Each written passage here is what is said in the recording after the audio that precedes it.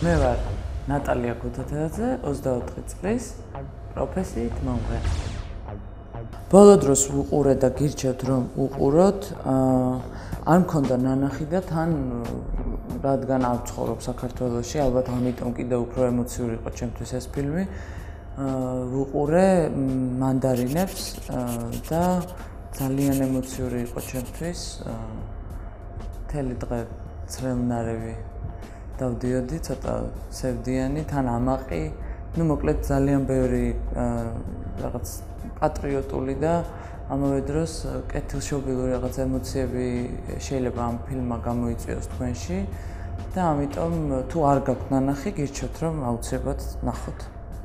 ჩემთვის პირადად ყველაზე საყვარელი წიგნი ალბათ გამომდინარე იქიდან რომ ზუსტად იმ დროს წავიკითხე, როცა ეს წიგნი ყველაზე ალბათ საჭირო და საინტერესო იყო და საერთოდ ყველა გოგოს რაღაც გარდატეხის ასაკში აუცილებლად ურჩევ რომ წაიკითხონ ჯეკ ლონდონის დიდი სახლის პატარა დიასახლის. ჩემთვის ყველაზე საყვარელი წიგნია და ვოცნებობ რომ არ მქონდეს წაკითხული. უბრალოდ, როდესაც დასასრული იცი, უკვე ისეთ საინტერესო აღარ ხდება იმ წიგნის კითხვა და ამიტომ ხშირად აღარ ვკითხულობ ამ წიგნს და მეორე წიგნი ჩემთვის რომელიც ასევე ძალიან საყვარელია და მაქვს პატარა ესეთი მოსახერხებელი ზომის გამოშვება ამ წიგნის, ეს არის ბულგაკოვის მასტერი, ოსტატი და მარგარიტა, რომელიც სულ თან დამაქვს და არასოდეს არ მბეზდება ამ წიგნის თავიდან კითხვა, ან უბრალოდ რაღაცა კონკრეტული თავების კითხვა. და აუცილებლად გირჩევთ თუ არ გაქვთ წაკითხული რომ ეს ორი წიგნი წაიკითხოთ და ასევე ჩემ თავსაც ურჩევდი და ყველა ქართველს და არაქართველსაც ალბათ ურჩევდი რომ მეფხისტყაოსანი უფრო ხშირად ვეკითხოთ და უფრო გააზრებულად და ყოველთვის გვედოს ის სადღაც ახლოს სახლში რომ გქონდეს საშუალება ის ხშირად წავიკითხოთ. ბევრ ქალაქში ვარ ნამყოფი და ყველაზე შთამბეჭდავი ჩემთვის რჩება იტალია. შეიძლება ცოტა სუბიექტური ვარ, იმიტომ რომ ძალიან მიყვარს ყველაფერი თითქმის იტალიური დაწყებული სამზარეულოთი, ენით, მათი კულტურა, მუსიკა რა თქმა უნდა. ამიტომ შეიძლება სუბიექტური ვიყო, მაგრამ ალბათ ყველა დამეთანხმება, ვინც ნამყოფია რომში, რომ რაღაც განსაკუთრებული ენერგეტიკა აქვს და განსაკუთრებულ ხიბლს ტოვებს ის ყველა ტურისტში, იმიტომ რომ ჩემი აზრით მაგალითად უბრალოდ კარგავ რაღაც დროს და სივრცეში იკარგები და საერთოდ ხვდები რომ შეხება გაქვს რაღაც ძალიან ძველთან, ძალიან ღირეულთან, ძლიერთან და ცოტა უცნაური შეგრძნება. ცოტა ხანი დრო ჭირდება იმას რომ ეს დაილექოს ტვინში და შემდეგ მიხვდე თუ რამხელა ბედნიერებაა, როდესაც მსგავს ადგილას გაქვს შესაძლებლობა რომ ეწვიო და ნახო შენი თვალით ეს ყველაფერი და აუცილებლად ვთვლი რომ თბილისი არის ერთ-ერთი ქალაქი, რომელშიც ყველა უნდა მოხდეს, იმიტომ რომ თბილისში არის ის რაღაცა ჯადოსნური ენერგეტიკა, რომელიც არ ვიცი, მე მგონი არსად არ არის და აუცილებლად მე თვითონ რომ არ ვიყო ქართველი, დაუჯერებდი ჩემნაირ ადამიანს და წავიდოდი თბილისში აუცილებლად. საერთოდ არ მაქვს ჰონორარი არც ერთი თვის დავსვენეთის, მაგრამ რაც არ უნდა მქონდეს და რაც არ უნდა გამაჩნდეს ყველაფერს დავიკლებდი და წავიდოდი ჯექსონის კონცერტზე, იმიტომ რომ მთელი ცხოვრება ის იყო ჩემი კუმირი. ვერთობი ჩემ მეგობრებთან ერთად, რა თქმა უნდა, ჩემ ოჯახის წევრებთან ერთად, ჩემ პატარა ძმისშვილებთან და იმ ადამიანებთან ერთად, ვინც ძალიან მიყვარს ბანალურად და მარტივად, მაგრამ არ არის აუცილებელი რომ ვიმყოფებოდე ან ღამის კლუბში, ან სადმე ხალხმრავალ ადგილას. ყველაზე მეტად მე მაგალითად მიყვარს და ვცდილობ რომ ხშირად შევიკრიბოთ ერთმანეთთან სახლში, რადგან იქ უფრო თავისუფლები ვართ და უფრო მეტის უფლებას ვაძლევთ ჩვენ თავს ალბათ, სწორედ ამიტომ ვერთობით ყველაზე მეტად ერთმანეთთან სახლში.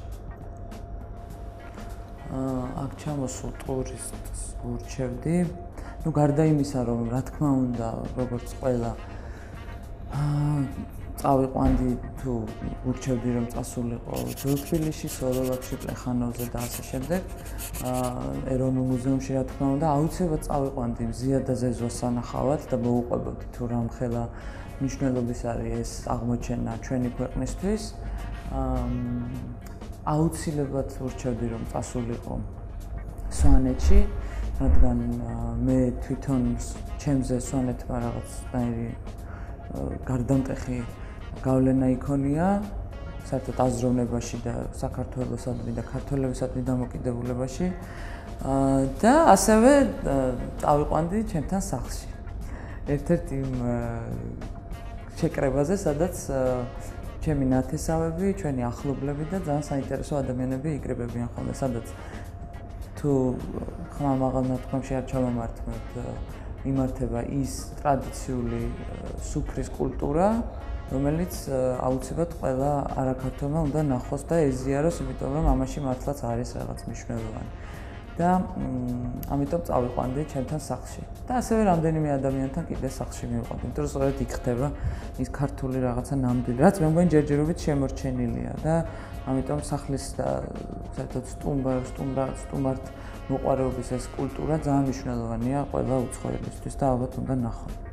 საერთოდ ესე დიდად არაფერს არ ვიჩემებ, ეხლა თუ არ ჩავთვლით ტელეფონს, რომელიც ყველასთვის უბრალოდ საჭირო ნივთია და ნაკლებად არის ეს აჩემება, მაგრამ აჩემებული მაქვს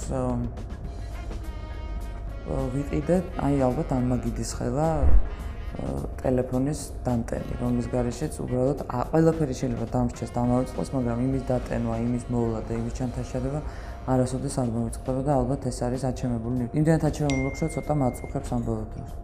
პროფესიული რჩევა ალბათ იქნებოდა ჩემ თავთან, ჩემ თავსაც ვურჩევდი და ყველა იმ ადამიანს, რომელიც იუტვის და მიიღწვის რაღაც წარმატებისკენ, ძალიან პრიმიტიულად, ბანალურად ყველას ვურჩევდი, რომ უფრო მეტი ნებისყოფა გამოიმუშავონ, რადგან მხოლოდ და მხოლოდ ამ თვისებით შეიძლება ადამიანმა დაძლიო ის ყველა ბარიერი, რაც ცხოვრებაში ხდება. არ არის მაინდა-მაინც აქ პროფესიულ ზრდაზე საუბარი, უბრალოდ რაღაც პრობლემა, როდესაც ადამიანს არ აქვს მნიშვნელობა ამ პრობლემას, იქ ნებისყოფა არის ჩემი აზრით გადამწყვეტი. ასევე პროფესიულ სვლაშიც ნებისყოფა უდრის ალბათ შრომის მოყვარეობას და უფრო მეტ ჩართვას და ჩაბმას იმ საქმისთვის, რასაც აკეთებთ. ალბათ ნებისყოფის გამომუშავებას გირჩევდით ყველას. ერთ რეკომენდაციას მოგცემთ, ყველაფერი და ყოველთვის გააკეთეთ ისე, როგორც თქვენი გული კარნახავთ და ეს იქნება ყველაზე სწორი გადაწყვეტილება და სხვასაც ესეთივე რეკომენდაცია გაუწიეთ, რომ ყველამ გააკეთოს ყოველთვის გულით ის გადაწყვეტილება, რასაც ის მიიღებს.